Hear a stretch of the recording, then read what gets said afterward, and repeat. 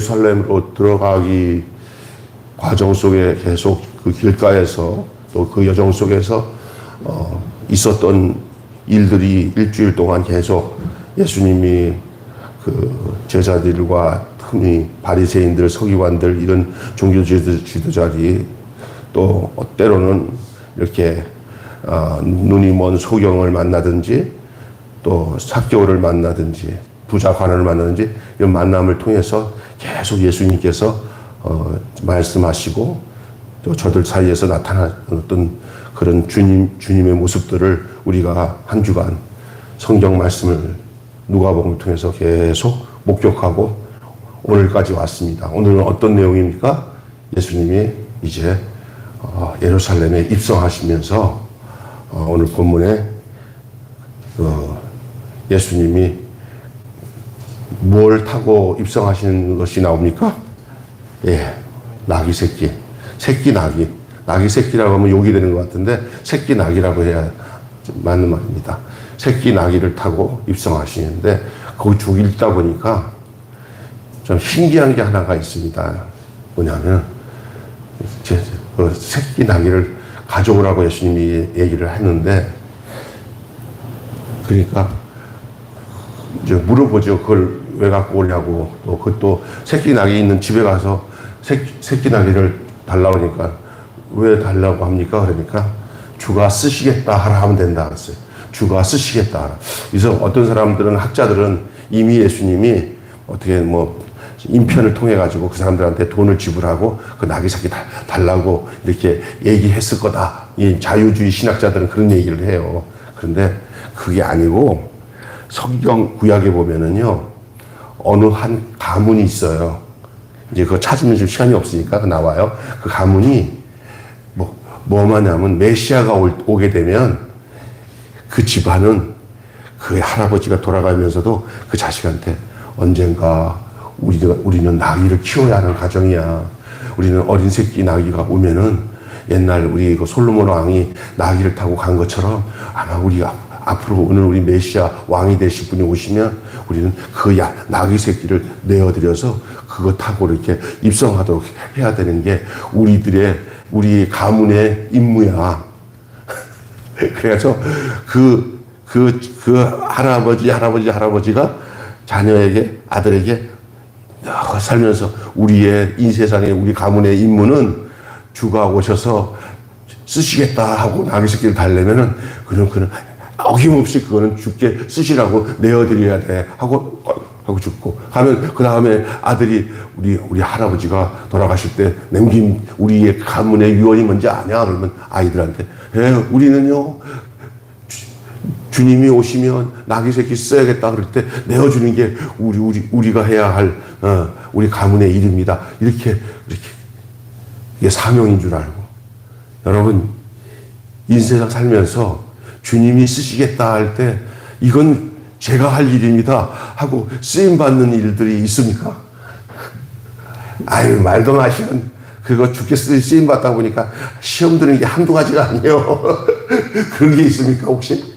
아마 이 가문들도 아마 도중에 자녀 중에 하나가 아차 하면서 아이 나는 가고 끊어질 수가 있어요. 자녀들한테. 그 오랜 세월들을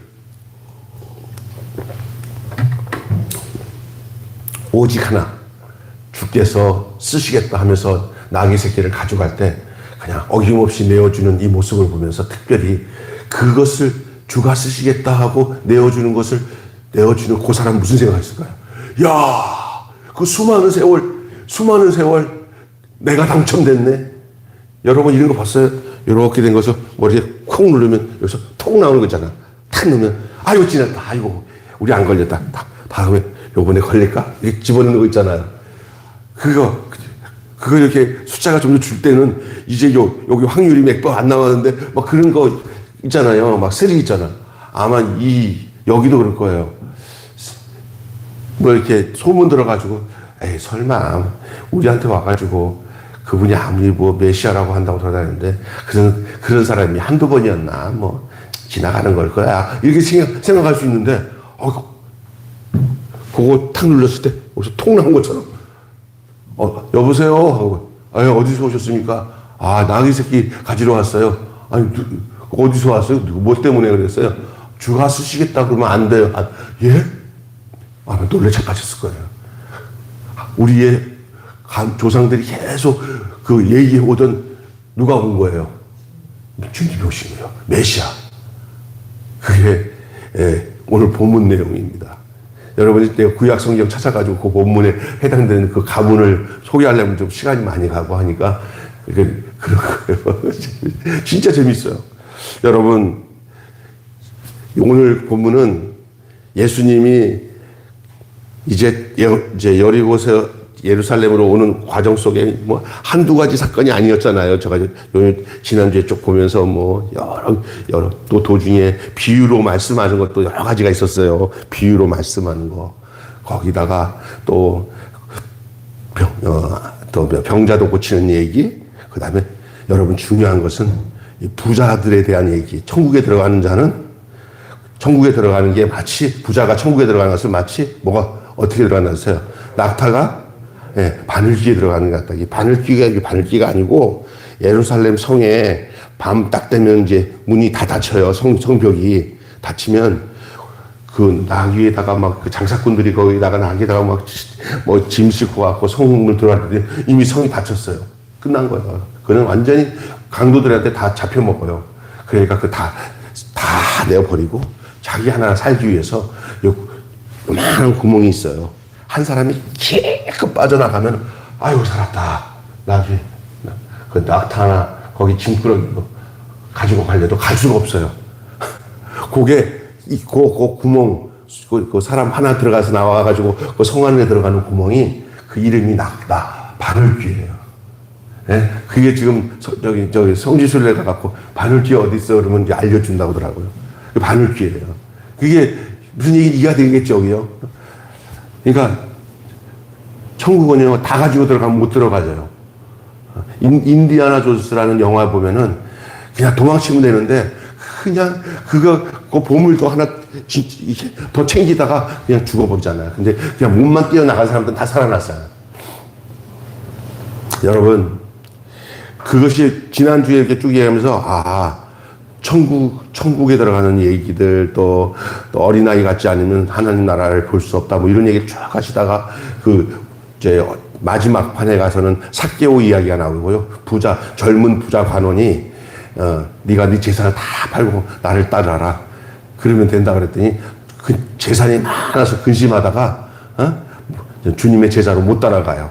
근데 그 다음에 삭개오는 달라요. 세리장이고 부자인데도 불구하고 그게 마음이 열려가지고 예수님을 만나고 자기 재산을 다 나누고 예수님 따라가는 것보다 더 귀한 것이 없다. 따라감으로 인해서 이스라엘의 잃어버린 자를 찾으시는 그 한 사람이 바로 삭개오가 됐다. 그 얘기를 했어요. 자, 그러면서 어제 본문까지 하고는 이제 어디까지 그러다 보니까 어느새 어디에 도달한 거예요. 예, 예루살렘에 도달한 거예요. 그 예루살렘에 도달한 이야기가 오늘 이야기예요. 그동안은 계속 예루살렘으로 가는 과정 속에서 있었던 일이라면은 오늘 본문은 이제 예루살렘에 입성하고 거기서 제일 먼저 낙타 어린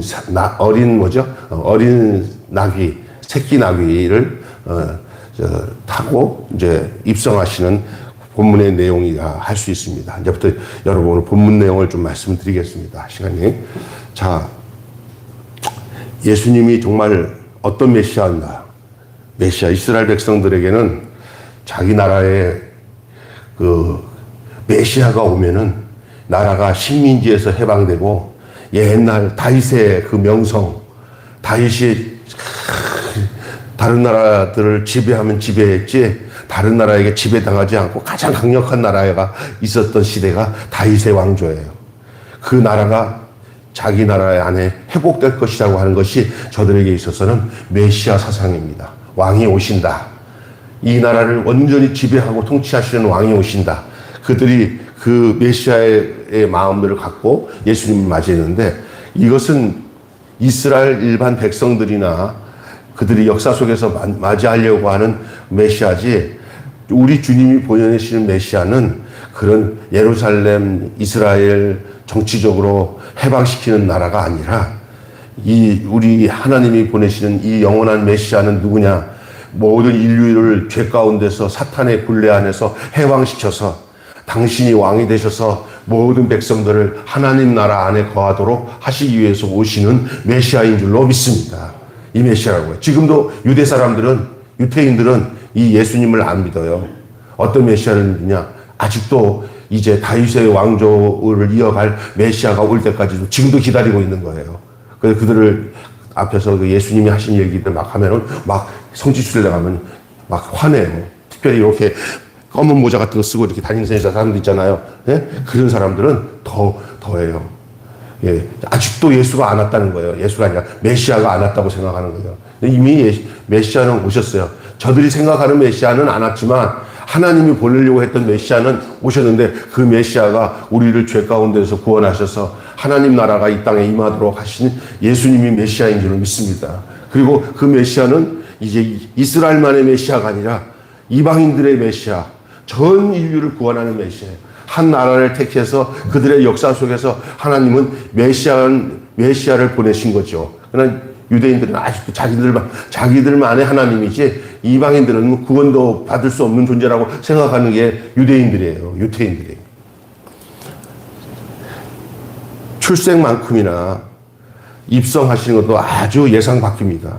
전쟁을 연상하는 이 말이나 이 노새를 타고 뭐 입성하게 돼 있어요. 그래서 거기에 예루살렘 입성할 때 왜 뭘 타고 입성하냐? 그 어떤 면에서는 그 말과 노새를 타고 입성하는 것은 왕이 입성한다고 하는 것에 대한 굉장히 중요한 상징적 역할을 하고 있었고 또 그렇게 그랬어요. 그런데 일반적으로 생각할 때 열광의 틈에서 생존을 이어가야 했던 이스라엘, 그들에게서 병거와 기병이 공포의 자체였던 시대에 노새를 타고, 다시 말해서 새끼 나귀를 타고 오는 왕의 모습이라니 참 좀 아이러니하죠. 그냥 그것이 무엇을 상징하고 있는지를 알아야 돼요. 그게 뭐냐? 평화를 얘기하고 있는 거예요. 어떤 강한 힘을 가지고 다스리고 막 용맹이 쏟고, 그게 아니라 이렇게 모두가 싸움이 없고 서로가 경쟁이 없고 이런 모습, 그게 평화예요. 대표적으로 여러분 날짐승으로 평화를 상징하는 건 뭐가 평화죠? 예? 비둘기예요. 그런데 여러분이 잘 아는 독수리나 매나 이런 것들은 아주 강폭한 새잖아요. 그러면 이렇게 타고 가는 말 종류로서 평화를 상징할 때는 어린 나귀 새끼, 그걸 뭐라고 노새라고 그래요. 노새. 그런데 그 반대로 전쟁의 유용과 전쟁에서 싸움에서 나타나는 그 화려한 말이 어떤 말입니까? 군마 아닙니까? 로마 병사가 그 말 타고 헤 하면서 하면 거기에 뭐를 의미하고 있어요? 이건 통치, 다스림, 강함, 이걸 얘기하잖아요. 거기에는 어떤 평화라는 말을 내놓을 수 없는 그런 이미지잖아요. 근데 이 예수님이 말을 타고 가는 거, 노새를 타고 말이 아니라 어린 나귀를 타고 가는데 거의 발바닥이 바닥에 닿을 만큼, 여러분 요만한 조그만 자전거 타고 가면 제 발 같은 거는 바닥에 닿을 거 아니에요. 거기서 무슨 전쟁이 있겠어요, 거기서. 그냥 간신히 모양만 내는 거예요. 고양신이. 여러분, 우리 하나님은 이렇게 외부적으로 끝내준다, 화려하다, 엄청나게 크다, 이런 곳에 계시지 않고요. 어느 누구나 봤을 때 아이고 싸움박지는 하겠어, 저렇게 위대해? 아니에요. 늘 그렇게 안 보였어요. 우리 예수님 태어날 때부터 마구간에서 태어났고요. 그리고 이렇게 연한 순 같다고 그랬어요. 연한 순. 그리스도인의 삶은 싸움을 위해서 존재하는 것이 아니라 평화를 위해서 존재하는 것이 예수님의 모습인 것처럼 우리의 삶의 모습도 싸움과는 상관없는 사람이 돼야 돼요. 그래서 요즘에 목회자들이 어디 나가갖고 성도들 어디 가서 막 투쟁합시다, 싸웁시다 이런 용어를 쓰는 것은 예수님의 마음과 예수님의 정신과는 상극되는 행동이라는 사실을 알아야 돼요. 제가 굉장히 위험스럽게 생각하고 있어요. 나라를 사랑하는 건 좋지만 표현하는 방식이 마치 그 군대 조직을 이끌고 가면서 여러분 투쟁합시다. 나가서 우리가 싸워냅시다 하면서 너무 강렬하게 하는 목사님들이 좀 있더라고요. 근데 그 모습이 예수님의 모습일까? 목적은 선한지는 모르겠지만 그건 아니다. 그 중심은 알겠지만 우리 주님이 그런 걸 얻기 위해서 싸웠던 주님인가? 도리어 짓밟혔지. 여러분, 우리 예수님은 사랑으로 이 세상을 점령하신 분이지 싸움박질하면서 이 세상을 점령하러 오신 분이 아니신 줄로 믿습니다. 그러니까 이게 어떨 때는 그래요. 아이고, 그러면 하늘나라 가서 살아. 가만히 당하고 살 거야. 이런 얘기를 하잖아요. 그래야 돼요. 그리스도인들은 그래야 돼요. 그게 참 어렵고 힘든 일이지만 세상에 대해서는 죽은 자로서 하나님 나라에 대해서 산 자로 사는 사람이 어린 나귀를 타고 가는 모습에 예수님의 모습 속에 담겨져 있는 모습인 줄로 믿습니다. 그게 사람들 볼 때는 우습잖아요. 아이고, 예수님 봐라, 그러나 예수님은 아랑곳 없이 그 말 타고 오셔요. 그냥 조그만 말인데 말도 아니야. 작은 오토바이 같은 거야. 그냥 그거 타고 가셔요.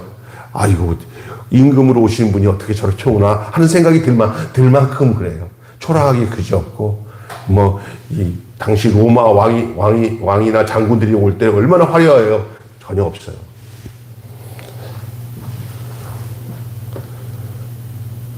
여러분, 화려함 속에는 진짜 영광 없습니다. 이렇게 초라하는 모습 속에 진짜 하나님의 영광이 숨어 있는 줄로 믿습니다.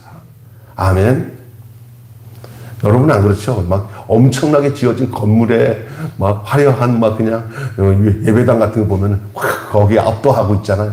이렇게 우리 지하교회 같은 경우는 여기에 뭐가 선한 것이 있겠나? 이럴 수 있는 것이 우리 인간이거든요. 예수님은 여기에 숨겨져 있는 줄로 믿습니다. 아멘.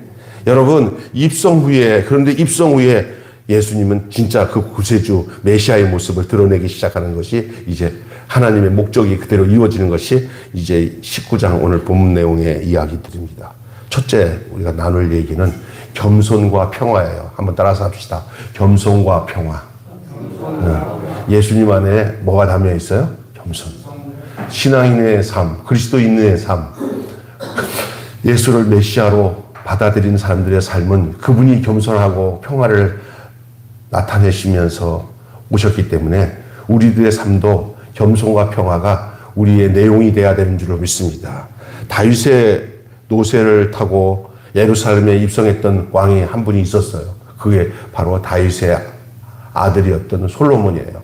성경에 보면은 솔로몬이 예수님처럼 나귀를 타고 입성하셨습니다. 그런데 피식민지 백성의 마음에 공포심을 주었던 점령군들과 달랐어요. 그러니까 그 당시에 그 예루살렘 성전을 이제 건축하고 난 뒤에 이제 성전에 이제 입성하는데 큰 말을 타고 엄청난 그 왕궁과 더불어 성전을 들어갈 때 멋진 말을 타고 들어갈 줄 알았더니 백성들 앞에서 솔로몬이 나지막하는 나귀 새끼를 타고 이제 입성을 하니까 그들의 마음이 얼마나 평안했는지 말로 다 할 수가 없어요. 전쟁이 없는 사회가 이제 일어날 거다. 솔로몬의 모습 속에서 평화의 모습을 보는 거예요. 그게 나귀를 타고 가는 모습 속에서. 근데 그것을 오늘 예수님께서 성전을 입성할 때 나귀를 타고 입성하셨습니다. 나귀를 타고 예수님은 공포가 아닌 사랑이 또 위세가 아닌 겸허함이 그의 영원함으로 보여준 대목이 오늘 본문의 내용이에요. 지금 우리는 큰 군마를 타고 힘이 강하고 큰 기관차, 탱크 그 뒤를 따라면서 야 이것이 강한 힘이야 하고 따라가는 사람들입니까? 아니면 나지막한 이 노새 어린 새끼 나귀를 타고 가신 예수님의 그 행렬을 따라가는 사람들입니까? 여러분의 같이 추구하는 것들, 여러분의 마음까지 인생을 살아가는 마음에 공격적이고 싸움을 해서 이기는 자가 승리하는 거야 하고 싸우는 그런 스타일의 삶을 쫓아가는 삶을 살고 있습니까? 아니면은 이렇게 예수님의 겸비함, 겸손함을 쫓아서 그 뒤를 쫓고 사는가? 내 삶에 얼마나 겸손함이 배어 있는가? 내 삶에 얼마나 평화를 사모하고 늘 사람들과 싸우지 않고 화평함을 누리며 도리어 내가 손해보고 저 사람과 싸우지 않고 사랑으로 덮어주고 살아가는 그 예수님의 그 뒤따름의 삶이 내게 있는가 한번 생각해 보시기 바랍니다. 어떤 사람 보면요, 뻑 가면은, 야, 가만히 있어. 한바탕 해. 싸워. 이런 사람 많아요. 야, 당하고 살지 마. 애들한테 키울 때도 없냐. 어디 가서, 그거 맞고 오잖아요. 그러면은, 야, 이거 속상하죠. 야, 한 대 맞아서 때리면 10대 때려. 그래야 속 시원해. 부모. 그렇게 키우면 안 돼요. 그 잘못한 부분에 대해서 이해시키면서 걔가 잘못하고 있는데 나중에 가서 말로 잘 설득하고 그러는데 그 엄마가, 아버지가 이렇게 애들을 잘못 교육해갖고 저렇게 애가 거친 거야. 너는 그러면 안 돼. 좀 너무 힘들면 살짝 피해서 가서 선생님한테 조용히 부탁을 듣든지 해서 피해가지 싸우지 말아라. 이렇게 해야 되는데. 니야, 태권도 도장. 야, 안 되겠다. 태권도 도장 보내야겠다. 안 되겠다. 얘 검도 무술 좀 배워가지고 한바탕 오면 싸워서 이겨야겠다. 이게 그 보통 사람들이 아니에요. 나도 옛날에 그런 적이 있어요. 우리 재원이한테 야, 불교 맞지 마. 싸우고 이게 아니에요. 이게 진짜예요.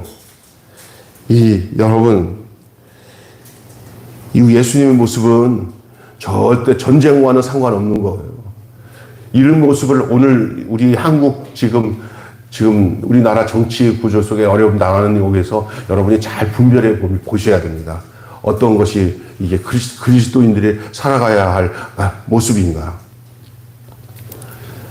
평화, 겸손. 두 번째는요, 탄식과 분노에 대한 말씀이 오늘 나와요. 예수님 안에 탄식을 하십니다.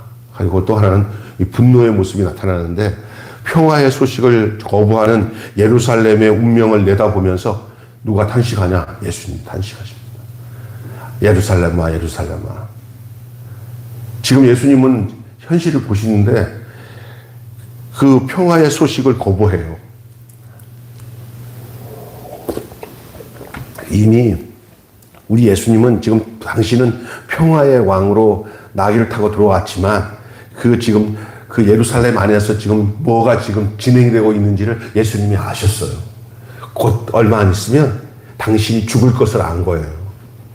그럼에도 불구하고 그는 하나님이 명하신 그 명령을 쫓아 이 예루살렘에 입성하셨고, 그리고 자기는 평화의 모습을 드러내기 위해서 이게 나귀를 타고 들어왔지만은 그 성 안에서 이루어지고 있는 그 모사, 그리고 이 평화를 거부하고 있는 그 종교 지도자들과 조금 있으면 호산나 호산나 하는 백성들이 어느 순간에 확 뒤집혀가지고 예수를 못 박으소서, 예수를 못 박으소서 변화될 저들의 모습을 다 예수님은 알고 계시고 난 뒤에 그 예수님은 탄식을 하시는 거예요.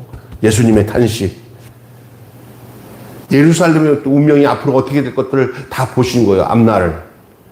그러면서 탄식을 하시고 성전에 들어가 봤더니 성전이 옛날에도 한번 그 성전에 들어가서 성전을 뒤엎고 내 집을 장사하는 집을 만들지 말라, 강도의 구련을 만들지 말라고 하고 성전을 한번 청소한 적이 있어요. 그 때문에 또 예수님에 대해서 이 제사장들이나 다들 성전된 자기 육체를 가리킴이라 하시면서 했을 때, 아니 이제 참나마노다, 지가 뭔데 막 그러면서 그때부터 예수님 미워했잖아요. 근데 이번에도 돌아가니까 변한 게 하나도 없어요. 막 성전에 보니까 막 저건 장사꾼들이 모여서 성전에서 장사하는 거예요. 성전은 뭐 하는 집이냐? 하나님을 경배하고 예배하는 집인데 성전에 들어가니까 뭐 그냥 세상 말로 개판 5분 전이야. 거기가 막 모든 장사꾼들 하나님을 경배하는 모습 없고 겉으로는 뭐 찬양도 부르고 하는데 나중에 보니까 다 뭐야? 돈이야, 돈 바꾸고. 하나님은 이름을 들여서 나라를 사랑한다고 애쓰는 것은 감사한 일이고 저는 그것도 찬성해요. 우리 기독교인들이 옳은 것을 위해서 뒤로 물러서지 않고 또 항거하고 해야 되는 방법이지만 지나가다 보니까 사람들이 엄청 많이 모이기 시작하다 보니까 거기서 헌금을 걷어들이는데 광화문이 교회가 돼버렸잖아요. 교회가. 그리고 한 번씩 헌금을 거둬들이는데 그 암흑의 목사가 자기들이 나오는 헌금이 그 여의도 순복음교보다 더 많이 헌금을 모인다고 자랑하고, 그래서 내가, 야, 썩었다. 이 얼마나 엄중한 상태에서 그들이 와서 광화문 집에 참석해서 만약에 헌금이겠어요. 사실 나라 사랑해달라고 후원하는 거지. 그것을 헌금인 줄 알고 자기 교인 줄 알고 이게 썩었다는 거예요. 그러니까 여러분, 이게 끝이 처음엔 다 내용 좋다가 끝이 그 세력이 돈에 대한 관심이 지나치 강해지면은 그 썩은 거예요. 아무것도 없는 것처럼 돼야 돼요. 저도 목회를 하면서 제가 죽고 난 뒤에 김병수 목사 보니까 가진 게 아무도 없이 그냥 몸만 건강하게 살다 가셨네. 그게 최고예요. 야, 개척교회 한다고 뒤에서 엄청나게 돈을 챙겨놨네. 이러면 망하는 거예요. 있습니까? 특별히 성직자가. 어느 목사님은 뭐 나는 여기 어디다가 땅을 사놨는데 뭐 해가지고 노년에 자신 있다고 해서 이 땅에서 1000만 년 살아라. 나는 이 땅에 하나도 안 남기고 하늘나라 가서 살 거다. 저는요, 제가 지금 여기서 이런 거 자랑하는 게 아니라 정말 슬프면서 내가 말하는 거예요. 왜? 저는요, 모여서 보니까 뭐 보험 들고 해서 노년했는데 저는 그럴 여유도 없지만 그 있다 보니까 시험 들겠더라고. 나오다가 교회 와서, 하나님, 그냥 애들 기도. 나는 가진 게 하나도 없이 그냥 교단에서 내는 연금 한 달에 10만 원 내는 거 모아놨다 보니까 난 나중에 퇴직하면 나 그냥 쪽쪽 그냥 정말 사탕이나 하나 빨고 살게 생겼습니다 하고 이렇게 하고 있더니 우리 주님이 내게 얘기해서, 병수야, 내가 그러니 너 사랑하지 않니? 이 땅에서 너 만족하고 살래? 나랑 하늘에서 만족하고 살래? 그러니까 하나님이랑 만족하고 살래? 그러면 됐잖아. 최고다, 최고. 아이고, 이쁘다, 이쁘다. 이런 말을 하시는 것 같아요.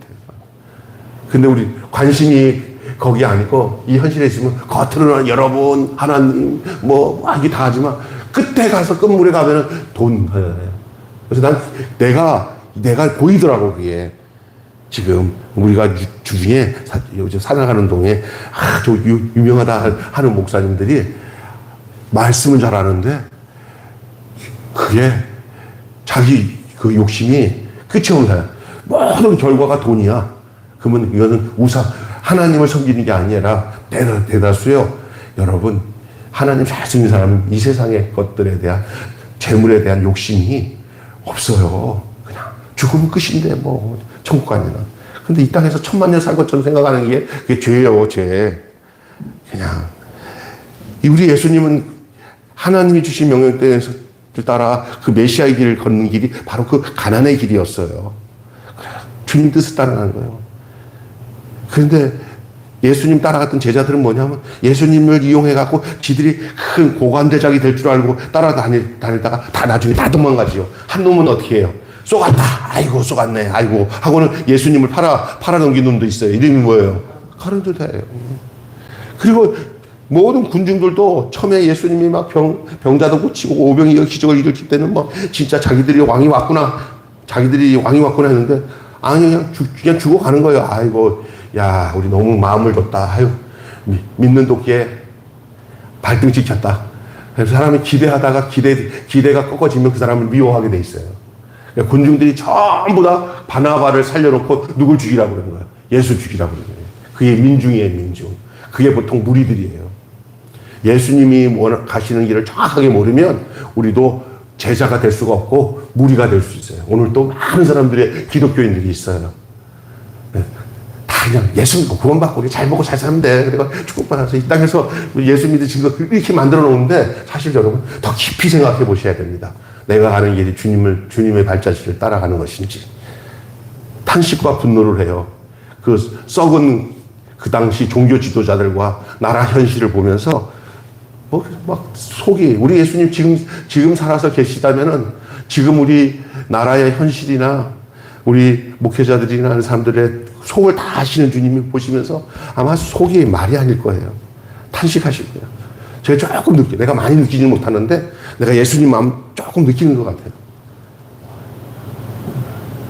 축복의 도성이 반역의 도성이 되고 보기 좋은 성물이 다 흉한 속물이 되는 거예요. 겉으로는 여러분 굉장히 번쩍이면서 내가 어느 날 전도사 때 지금도 생각해보면 참 존경하다 싶어서 그 교회 갔더니 거기 목사님이 뭐 미국에서 박사학위를 받았는데 미국도 안 갔는데 무슨 그 큰 어떤 거기서 박사학위를 받았는지 하여간 목사님 내가 찾았는데 어디 몇 달 동안 어디 저 하와이인가 어디 갔다가 왔다 그러지 그러더니 미국의 그 어떤 미국 사람들 외국 사람 다 왔는데 보니까 이게 다 돈을 줘서 온 것 같아 보니까 그러더니 축사하면서 거기 제가 공유했어요. 하나님 이렇게 해놨으니 하나님이 영광을 받으십시오 하고 청소했는데 하나님 영광 받는 모습이 하나도 안 보이고 누가 영광 받아? 그 목사님이 영광 받아. 나오는 사람마다 다 외국 사람이든 뭐 한국 사람이든 할 것 없이 통역을 하든지 그 목사님을 막 축제 세우는 거예요. 여러분이 수지 맞았어. 이런 좋은 목사 만나서 이렇게 축복받았으니까 하나님이 아니야. 이게 영광이에요. 이게 딱 내가 보면서 막 내 안에 있는 성령님이 야 조금 이따 기도할 때 뛰쳐나가라. 너 못하는데 뛰쳐나갔어요. 내가 나가면서 야 이게 맞는 건가? 하는 생각이 들었어요. 아니에요. 하나님만 영광 받아야 돼요. 하나님만. 뭘 했다고 해도 숨어야 돼요. 숨어야 돼. 누가 영광스럽게 올려주면 도망쳐야 돼. 그거 죽는 길이라고 생각해야 돼. 근데 목사가 속물이 되면 성도들도 속물이 돼야 서로가 통해. 알아요? 그래서 속물이 된다니까 높아지고 그런 것만 되는 거예요. 예수님이라고 어떨까 생각해 보세요. 전혀 예수님의 길이 아니에요. 나는 지금 살아계신 예수님이 이 땅에 오셔서 우리의 현실과 내 마음과 내 삶을 보신다고 한다면 어떨까 할 때 아이고 시겁해요. 그것을 어디서 확인하냐? 성경에서. 성경을 왜 읽어? 성경 보니까 그 제사장들, 그 사두개인, 바리새인들의 외식하는 자들, 외칠한 무덤 같은 사람들의 모습들이 딱 나오잖아. 자세히 보니까 우리 내 모습이야. 여기서 벗어나지 않으면 제자가 될 수가 없어요. 근데 다들 그 길 가, 지금도. 신학교 나와서 목사 되고, 교회에서 장로 되고, 그 길 가. 생각이 그거야. 예수님 같이 그런 마음 가지고 목회하려고 하는 사람들 청빙해갖고 젊은 목사를 세워놨는데, 장로들이 이게 잘못 변질된 사람들은 왜 능력이 없어서 교회를 부흥시키냐고 하더니 자기들 뜻대로 안 한다고 쫓아내긴 하고. 이게 다 종교 지도자 준 거야. 사람을 못 알아보는 거야. 이 사람 안에 예수님이 있는지 안 있는지 못 알아봐. 자기들의 그 욕망, 뜻을 이루기 위해서, 교회 성장을 위해서 거기에 맞춰주는 사람들만이 필요한 거지. 얼마나 그 사람이 가난한 마음을 가지고 주님을 쫓는 거, 그게 안 보여. 당시에 예수님을 알아보지 못했던 것처럼 오늘도 자기 눈이 세상 것으로 가득 찬 사람들의 눈에는 주님을, 메시아의 그 길을 알아볼 수 없고, 갈 수도 없고, 따를 수도 없는 줄로 믿습니다. 자, 그래서 여러분 이런 전향적인 반향이 없으면 지금에 있는 교회도 똑같이 애가의 대상, 우리 예수님의 슬픔의 노래의 대상이 될 수밖에 없어요. 예루살렘아, 예루살렘아. 암탉이 새끼를 모음같이 내가 그 아이를 이렇게 붙잡는데 하면서 막 그렇게 괴로워하시고 예수님이 슬퍼하셨어요. 이것은 예수님이 믿음 없어서 슬퍼하는 게 아니라 하나님 마음이 죄악된 도성인 이 예루살렘 모습이 하나님의 마음에 하나도 합당하지 않으니까 그래서 슬퍼서 사랑이 많으신 주님이 슬퍼서 하시는 내용이에요. 오늘도 이렇게 주의 성령님이 오셔서 정확하게 복음을 아는 사람들은 이 작금의 세상 속에서 이루어지는 이 종교의 타락, 교회의 타락, 하나님을 떠난 저들의 종교적인 모습을 보면서 슬퍼할 수밖에 없어요. 세 번째는요, 경계와 경청이에요. 오늘 예수님의 모습에서 두 가지 사람입니다. 경계하는 사람들, 경청하는 사람들. 경계하는 사람들은 누가 경계하냐? 경계하는 건 뭐냐면, 이게, 오지 마세요. 야, 막어. 이거, 우리들이 밤을 쏴야 돼. 큰일 났어. 이게 누가 하는 짓이냐? 당시 지도자들, 종교 지도자들, 모든 특권을 갖고 있는 사람들. 그게 바로 대제사장들. 성전에서 얻어지는 것들이 많아요. 성전에서 돈 바꾸다가 프리미엄을 얻어서 여기 몇 프로는 우리한테 바쳐야 돼. 알았어, 다 해. 성전이 장사하죠. 지금 저기 광화문에서 이게 만들어갖고 이렇게 다단계를 만들어갖고 거기에 가족 식구들이 다 해가지고 퍼센트 얻어먹고는 그냥 좋다고 따라오는 사람들 굉장히 많은 숫자가 늘었어요, 거기가. 이 하나의, 거기가 그거랑 비슷했어, 내가 보니까. 지금은 건물은 없어도 이 성전같이 만들 수 있는 게 뭐냐면 인맥 관리하는 다단계 시스템을 만들어가지고 거기서 다 조정을 해요. 그 작은 교회 여자 목사님들은 교회에서 이렇게 조금 예배 드리다가 광화문으로 다 모여요. 이 구역이야, 구역. 그 광화문의 노상에서 아스팔트에서 앉아가지고 거기서 자리 깔고 드리는 게 그게 본 교회가 돼버렸어요. 잘못된 거죠?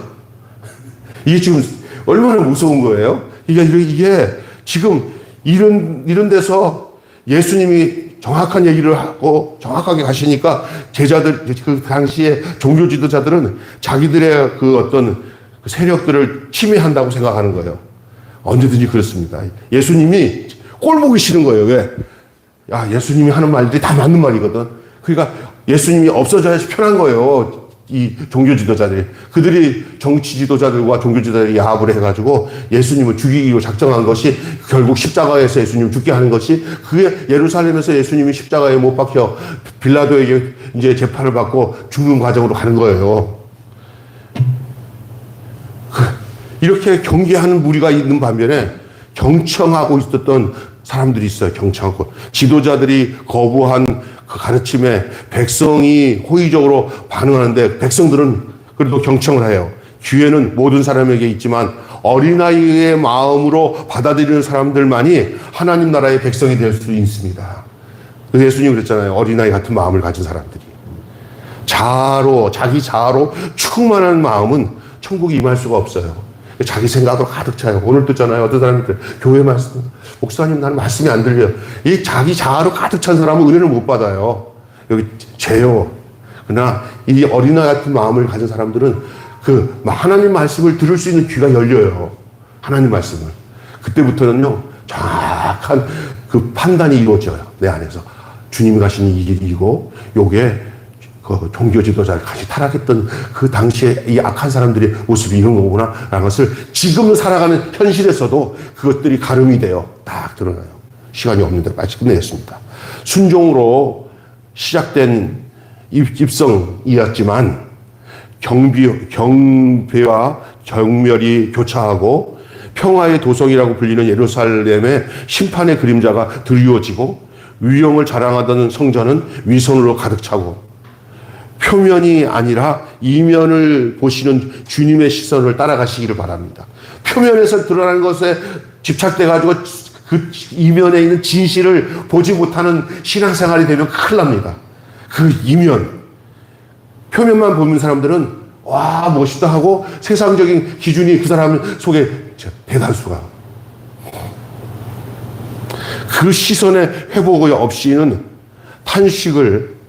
탐복으로 바꿀 희망이 없어요. 이런 탄식이 있어야 나중에 탐복하는 역사가 일어나는 거예요. 이야, 내가 이 진리를 알았구나. 이거구나. 그게 아주 종이 한 장 차이에 아주 순간의 차이예요. 이 생각의 변화가. 안 그러면은 표면적인 것을 찾아가요. 표면적인 거. 겉의 거. 속의 거를 보면 안 돼요. 신앙생활은 속의 것이 확실하게 보여져야 신앙생활을 바르게 하고요. 사람들의 안목과 관계없이 자기 길을 주님 따라 갈 수 있게 되는 줄 믿습니다. 누가 뭐다. 나는 분명하니까. 여러분이 속사람이 살아나시기를 바랍니다. 이 내면적인 것이 여러분의 신앙에 주님 마음이 여러분 속에 있기를 바랍니다.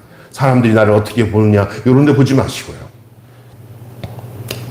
한마디로 마치겠습니다. 나귀를 타고 입성하시는 왕의 모습에서 나귀를 타고 입성하시는 왕의 모습에서 하나님 나라를 봅니다. 하나님 나라가 딴 데 있지 않습니다. 나귀를 타고 오는 그 왕 예수님의 모습 속에 하나님 나라가 숨겨져 있음을 오늘 여러분이 발견하시기를 주님으로 축원합니다. 기도하겠습니다. 하나님 아버지 기대가 탄식으로 하는 말씀으로 함께 은혜를 나누게 하심을 감사합니다. 나귀를 타고 입성하시는 그 왕의 모습에서 그 나라를 본다는 사실이 오늘 말씀의 주제가 되는 줄 믿습니다. 하나님 아버지 오늘 본문에 겸손과 평화, 탄식과 분노, 경계와 경청이라는 이 내용을 통해 오늘 전체 이 20절에 가까운 말씀의 내용을 오늘 하나님 오늘의 우리의 말씀으로 들을 수 있도록 인도해 주신 걸 감사합니다. 이렇게 외면, 표면적인 것에 치우쳐서 진짜 내면에 그 속 깊은 주님의 뜻을 모르고 살아가면은 신앙생활을 당시의 종교 지도자처럼 거기에 묻혀서 살아갈 수밖에 없는 것이 저희들이 될 수 있다는 사실을 알게 하시고 우리의 껍질 깨기를 하게 하시고 우리의 안에 속을 보게 먼저 하시고 주님이 어떤 분이신지 예수님이 어떤 분이신지를 정확히 알고 우리의 신앙생활을 이어갈 수 있도록 우리를 인도하여 주시옵소서. 오늘의 교회가 어떠해야 되고 믿음을 신앙생활하는 우리들이 어떠해야 되는지를 성령께서 우리들